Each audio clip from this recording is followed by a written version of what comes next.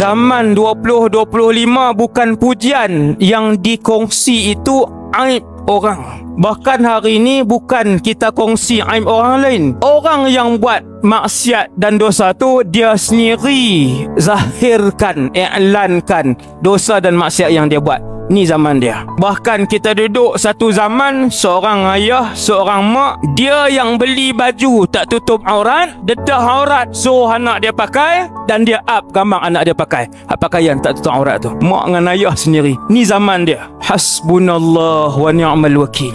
Kemuncak Allah tutup aib kamu, kamu up status bagi tahu semalam tidur lambat, main game, tak dan semayang subuh, up status. Apa dia ni? Allah dah tutup aib kamu, tak ada siapa tahu.